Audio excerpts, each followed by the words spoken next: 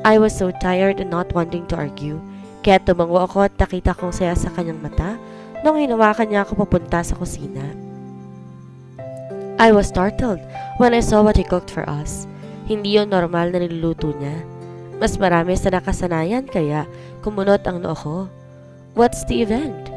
I asked and sat on the stool. Nakita ko naman ang mabilis niyang pagtabi sa akin at pagkuha ng pagkain para lagyan ang plato ko. I remembered our anniversary, he said, starting me. I woke up earlier and remembered it, and I realized what I missed last time. Naramdaman ko ang pait sa pakiramdam sa kanyang sinasabi. Gusto kong magsalita, pero ayoko may masabing hindi maganda, kaya nanahimik ako at kinagat ang labi. Hinayaan sa Jericho na lagyan ako ng pagkain. Nagsimula na nga akong kumain. Masarap ang gawa niya, pero wala ako sa sarili para magkomento roon. Si Jericho naman kumain din pero sulyap ng sulyap. Pinapanood ang reaksyon kung wala naman. You know, these days, I randomly remember things. He started saying, I remember that time when I first met you. You're asking if you could sit beside me? I saw the small smile on his lips while saying that. Tahimik ako umiinom ng juice at muling kumain. Hindi pa rin nagsasalita. I didn't say yes, but you sat beside me anyway. He chuckled. And in the airplane, you were loud and annoying, which is amusing. You liked the window seat better, so I sat in the middle and watched you looking amazed while staring at the clouds. Parang piniga ang puso ko sa narinig. Naalala ni Jericho ang mga panahon na ayos pang mga bagay na masaya lang ako. Bumaning ako sa kinakain. Muling sumagi sa utak ang gabing yon na hindi niya ako sinipot at naramdaman ko ang pagkawala ng pasensya ko. And that time you were wearing that strawberry dress. Ang ingay nating dalawa kaya pinagalitan tayo ng facilitator. We ended up running like idiots. How long would it take for the divorce to take place? I suddenly asked and glanced at him at nakita ko ang unti-unting pagpawi ng ngiti sa kanyang labi roon. He looks taken aback. Napanunok pa si Jericho at napapikit doon bago ko binalingan. Francesca? He called me gently. Let's forget about that. I was confused and an asshole before. Sorry it took me too long. I glanced at my plate and took the table napkin to clean the side of my mouth. Francesca, I heard his alarmed voice. Can we talk about it? I will explain why I have to see her.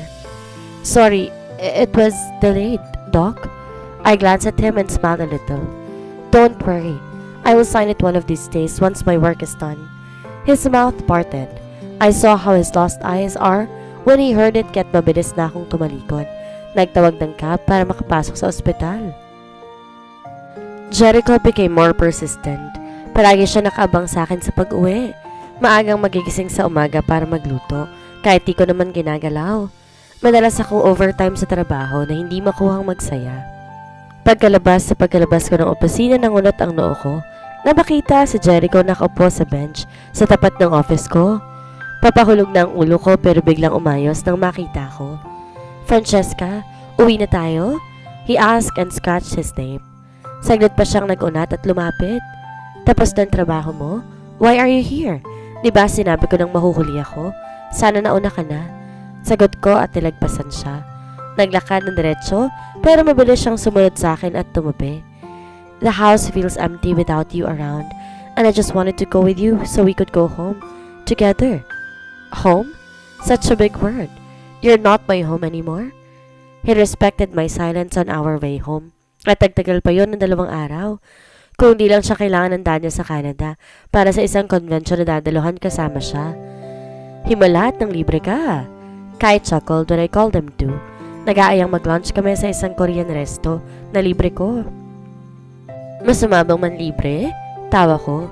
Namiss ko lang kayong dalawa kaya yun. Oh, ang rain ng dinibdibang lupa ng San Isidro muling nagiging matamis. Ngisi ni Feby. Gumaganda ka lalo, Francesca. Nagliliwanag ka sa paningin ko? Nagliliwanag? Tumawa na ako. Mga bulahin ninyo, no? Porket ni libre? Ngisi ko. I spent time with the girls since medyo matagal ding hindi ako nakapag-bonding sa kanila. Tawanan lang at kwentuhan. Di man lang sila nag-open up tungkol kay Stacy o sa relasyon namin ng asawa ko na sobrang na-appreciate ko. Oh, gusto mong cheese? Tanong niya. Tinutuko niya yung samgyupsal meat namin for today and I frowned and shook my head. Tinakpan ang ilong ko. Yuck! Ayoko! Ngiwi ko. Bakit ganyan? Anong gara ng amoy? Hoy, hindi kaya. Ang bango-bango? Febby, cheese is life kapag samgyup. Dito natin itatago mamaya yung tirang karne. Bulong niya kaya't natawa na ako. Anyway girls, thank you for everything. I started off at natigilan silang dalawa. Napaubo pa si Kai mula sa pagsubo ng karne dahil napaso ata. 4. Bakit biglang may drama music?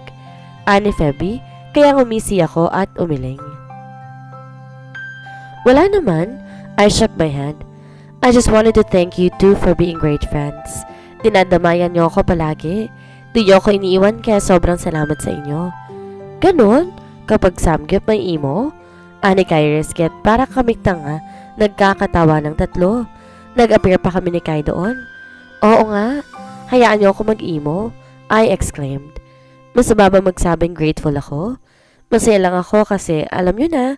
Sa San Isidro dati wala akong friends. Nung lumipat lang ako dito sa Maynila nagkaroon. Blessing ni God at the best pang nakuha ko. Ay, kilig naman ako. Mas kinilig pa yata ako kaysa kapag jowa ko eh.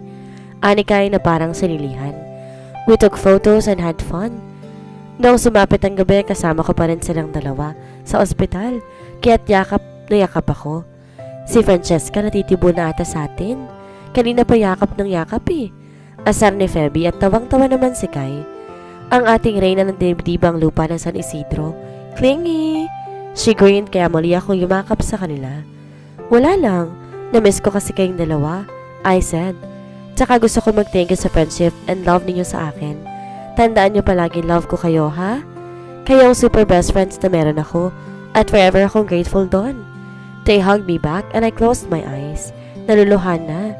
Makapag-speech ka naman, Francesca. Akala mo aalis. Biro pa ni Kai. I just smiled. When they are gone, I went to the HR to hand my resignation letter. Mukhang nagulat pa siya at tinanong kung sigurado ko kaya tumango ako. Can you file it immediately, please? I asked and she nodded. Tila gulong-gulo rin. Inayos ko mga gamit sa opisina ko. Nakita ko pang envelope na dala-dala ko. Ilang araw na kaya inabot ko yon at bumuntong hininga para kumuha ng lakas ng loob. Kaya mo yan, Francesca? I told myself and walked towards his clinic. Agad akong pinapasok ng kanyang sekretary. Sinabing pupunta sa Jericho galing sa kanyang holding operation kaya't nag-antay ako. I looked around his office and sighed, remembering how we used to be together, how it used to be great and happy. Nakita ko ang bagahe ni Jericho sa may gilid ng lamesa para sa 3-day convention niya kasama si Tito. Ang mga files niya nasa lamesa kaya't saglit kong nilapag doon ang envelope na dala ko. I looked around and caught the frames on his office table. It wasn't here before dahil nga sa amnesia niya. Tinago ko pa sa boxes pero ngayon nandito nang muli. It was a photo of us on our wedding, a photo of our 3rd anniversary together and my picture. It was a quick selfie of me I took in his phone before we got married and now it was framed. Did Tita Olivia give him his old phone back? The door opened. Halos matapon ko pabalik ang frame sa lamesa. Sa gulat at nakita kong gulat sa mga mata ni Jericho na makita ako sa loob. Francesca? He said those words as if he misses it and my forehead creased. Tumikim at bumaling ako sa lamesa niya para sa envelope. Pero nangunot ang noo na makitang tatlong magkakamukhang envelope. What? You came, he said, and I bit my lower lip and composed myself, glancing his way. I just wanted to say goodbye. You will be having your convention tonight, right? Yeah, he nodded, removing his eyeglasses. Nakita kong paghubad ni Jericho sa white coat niya at paglapit sa akin. Di mawala ang tingin sa mukha ko. You came to check on me? No, umiling ako. I just want to say goodbye and your mom called. Huwag mo raw kakalimutan ng files na pinibibigay niya kay Tito. While I was saying that, he's just looking at my face. Kumunot ang noo ko doon. Kumalubog ang dibdib kaya umiwas ako. Anyway, I gotta go. Can I ask you for dinner? Nagitla ako sa kanyang tanong. Nakita kong pag-aasam sa kanyang mata at natakot akong magbagong isip, kaya mabilis akong umiling. No, sorry. Busog pa ako? I said seriously instead. Mabilis akong umalis pero naabot ni Jericho ang pulsuhan ko at pinigilan ako. "Just one more dinner before I go," he said, but I pulled my hand from his grip. Busog pa ako. "Francesca, please," he begged. Akmang lalabas na ako ng harangan niyang pinto. "Please have dinner with me." "How many times do I have to tell you I am full?" Seryosong tanong ko. Kunot na ang noo. "Isa lang." "Bigi ka ba?" Tumalim ang boses ko. Sabi ko busog ako. Ilang beses ko bang dapat ulit-ulitin yun sa'yo? I saw how pain filled his dark orbs. Napahugot din ako ng hininga ng matanto, ang pagtaas ng boses at tumingin sa kanya. "I don't mean to raise my voice like that. I am sorry." I looked away. "Take care. I'm leaving." I got out of his office, sighing hard.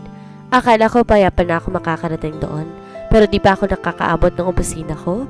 May naramdaman akong mahigpit na yakap mula sa likod ko. Nabato ako sa kinatatayuan, lalo pa na maramdaman ng paghigpit niya ito sa tiyan ko.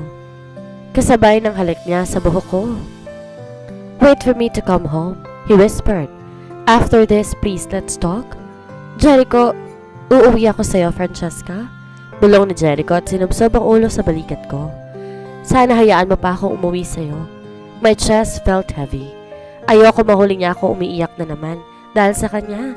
Kaya talidali kong tinanggal ang kamay niya sa tiyan ko. Walang lingong nagkulong sa opisina hanggang sa mawala siya. Pagkauwi ko, kinuha kong maletang matagal ko nang inayos. Tahimik ako naupo sa kama, napatitig sa paligid. This is supposed to be our home. A place of love where we'll build a family and have kids. A place of happy marriage and blessing, and yet, sumulyap ako sa daliri ko. Nahulog ang luha ko habang tinititigan yon. Unti-unti kinuha mula sa daliri at ipinatong sa side table bago kinuha ang malit na papel at sa nanginginig na kamay nagsulat. "If you have concern about a divorce, please contact my lawyer. Thank you. Never did I thought I would be like this. Never did I think it will end like this."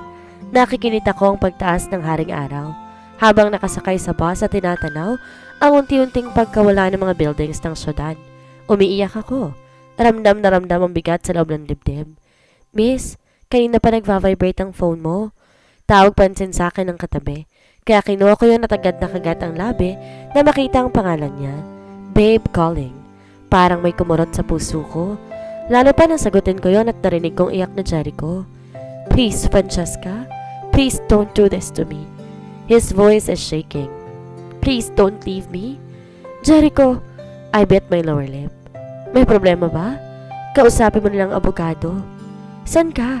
His voice trembled. "Pupuntahan kita, Francesca." "Saan ka?" Pinig ko ng mariin ang mata. Nagpipigil ng hikbi. Uuwi ako sa atin," he said. "Francesca, uuwi na ako." "Babe, please." Lumakas ang impit kong iyak sa desperasyon sa kanyang boses. "Naaalala na kita." His voice sounded like it will break. "Hindi pa lahat pero malapit na. Mag-uusap pa tayo, diba?" "I'm still going home, babe. Uuwi pa ako." "I'm sorry, don't do this," he whispered. "Please don't do this. I'm sorry. I'm sorry for everything." Umiling ako at tinakpan at ang bibig. Tumaas baba ang balikat sa pag-iyak. "Why are you leaving?" he whispered. "Pupuntahan kita, parang awa mo na. Huwag mo akong iwan. This is what you want, right?" "No," he exclaimed. "No, ayoko. Hindi ako papayag, Francesca, please. You promised me. You promised me you'll stay. You vowed to never leave. Bakit ka aalis?" "Vows." I chuckled painfully. Turns out those vows were empty words. Jericho, those vows, no matter how much we tried saving, will only end up being broken. "I'm sorry, please. Do not call me again." Bulong ko at pinatay ang tawag. I sounded so tough when I said those words, but I wasn't. I never was. Pagkababa ko sa tawag, tuluyan na akong umiyak ng umiyak. Kahit ano pang pilit kong maging tahimik, nahihiya dahil nasa isa akong pampublikong sasakyan, hindi ko pa rin napigilan. I covered my mouth, sobbing. Nakita kong maling pag-ilaw ng phone ko dahil sa mga tawag ng asawa ko, pero dali-dali ko yung pinatay, kahit nanginig pa ang mga kamay. I closed my eyes tightly, and felt the pain creeping inside my chest, wanting so much to consume all of me. I was just really thankful when the people around did not question or scold me for crying like a weirdo. Sumisinghot pa ako ng kumalma. Natigilan lang ng tumikim ang katabi ko. Miss, ayos ka lang? She asked and I glanced her way and saw her giving me a piece of advice. Thank you, I uttered and accepted it. Nahihiya pa ako nagpunas ng sipon. Nakita siyang pasimpleng umiikot ang tingin sa paligid, inaayos ang kanyang buhok. San banda, miss? She suddenly asked kahit naudlot ang pumalakasan kong pagsinga sana. Yung? I asked and she lowered her head and whispered, Aso si miss? Sabihin mo na saan banda para maka-emote ako. Aniya kaya unti-unti nalukot ang noo ko. Saang ano, miss? I asked. Muling umaambang sisinga pero muli siyang bumaling. Kaya tatigilan na naman ako. Yung camera? She asked kaya para nagkaroon ng question mark ang ulo ko. Camera? For what? I asked at nagulat ako nang pasimple niya akong siniko at kumite. Si miss naman, okay na. Huwag ka nang iiyak. Kunwari hindi ko alam ang ganap today. Ha? I asked, confused. Sorry miss, but I really don't know. Soap opera ba? Teleserye? Anong channel? She asked. Tuloy-tuloy pa kaya't namilog ng mata ko. What? Napakurap ako. Hindi yun kagaya ng iniisip mo. Camera? Yung dun sa unahan ano? She pointed the CCTV camera and to my shock, she waved there with a smile. Ano title, miss? Baka may exposure ako at maging artista bigla. What? Hindi ko alam kung bakit pero doon na ako natawa. Napalakas yata ang tawa ko. Parang nahigo pabalik ang luha ko habang humahalakak. Nakita ko kung paano kami balingan ng mga tao. Paliguradong mukha na akong baliw dahil kakahagulhol ko lang. Ngayon naman tumatawa ako. I saw the lady staring at me like I am some kind of freak. Confused. Bakit ka naman natatawa, miss? Ano bang role mo dito, baliw? She even asked me innocently kaya't napatakip na ako sa bibig ko at mas natawa. I'm sorry. Naputol pa ang boses ko. I'm sorry, I'm just off-cam na, no? She whispered again. Sino manager mo, miss? Baka naman pwede mo ako ma-refer? Talented ako. Kahit dancer na lang ni Kuya Will. Para na nga akong tanga. Mukha naman akong nako-confused lang yung babae kaya't dali-dali ako umuiwas. Tuloy ang sumingat pagkatapos tinuyong luha ko. Tubig? She asked and I smiled and nodded, taking it. Salamat, miss. I said and she stared at me intently and looked around again. So, nasaan ang camera, miss? Anong channel tong shooting nyo? Teleserye o soap opera? She asked, making me chuckle. Mali, hindi. Ilingkot na tatawa na naman kaya't tumikim na. Sorry, miss, pero how would I tell this? Nakita kong liwanag sa mata niya. Kaya't gumuso ako at muling uminom ng tubig. Hindi to teleserye or soap, I explained. Nahihiya na naman dahil mukhang agaw pansin ang paghagulhol kong malakas kanina. Oh, true to life? She asked and I nodded, expecting her to be embarrassed but she covered her mouth. OMG, wish ko lang? She exclaimed loudly at nagulat ako ron. Nang patayo na siya, dali-dali ko siyang hinila, kaya't napaupo siya sa tabi ko. Miss, hindi. Nanlaki ang mata ko roon. Medyo nakakaya na kasi kaming dalawa ang agaw eksena rito. Eh di may kabuhayan showcase ka? She asked and I gasped and shook my head. Hindi, teka, paano ba to? Napahawak ako sa batok. Muling naalala ang madrama kong pag-iyak kanina. What I mean is, I bit my lower lip. Yung pag-iyak ko kanina tapos yung tawag, real life, I mean, it's not scripted. Not a part of a teleserye, soap, or even wish ko lang? Oh! Nakita ko unti-unting pagbilog ng bibig niya. Ibig mong sabihin? Yeah, I nodded and sighed. Pasensya na ang drama pero, totoo yun. I explained and she gasped. Nagulat ako nung tumayo pa siya at pumalakpak sa akin. Galing! She exclaimed. Miss, hala! Namilog ang mata ko at muli siyang hinila pa upo. Napapatingin sa mga taong kasabayan namin na tinitingnan kami. Nakakunot pa ang noo ng iba. Tila nawiwirdohan sa aming dalawa. Shh! Ingay! Kanina pa yan na. Nag-init ang pisi ko nang sitahin kami ng konduktor. Pasensya na po. Tumayo na ako at medyo tumungo sa mga pasahero. Sorry po, sorry. I said embarrassed and sat back to my seat and saw the girls still looking aghast. Totoo ba? She asked me again and I nodded. Nung nadaanan kami ng konduktor, pasimple kong tinakpan ng buhok ang mukha. nahihiya sa nangyari. Oo, I nodded. Maingay ba ako masyado? Sorry, shit, nakakahiya naman. I closed my eyes tightly and she chuckled. Dahilan para mapamulat ako at tiningnan siya. So, ibig sabihin yung line mo, impromptu yon? She asked and my forehead grazed. My line? She smirked. I saw her took her phone and put it on her ear, as if imitating something. Vows, she chuckled. Turns out those vows were mere empty words, Jericho. Those vows, no matter how much we tried saving, will only end up being broken. I'm sorry, please, don't call me again. Bulong niya at kunwaring pinatay ang tawag. Nahulog ang pangako. Napatawa naman siya sa siniko ko. Galing ng line mo, sis. Grabe, di ka nahirapan magdadrama na nag-i-English? Bigla akong napatawa. Napatakip ang muka at hiyang-hiya. Gusto ko nilang lamunin ng lupa habang nai-imagine ang itsura ko kanina. At dito na po nagtatapos ang kabanata ng ating kwento. At sana'y muli niyo po akong samahan sa mga susunod pang kabanata. Maraming salamat po. Ingat po tayong lahat.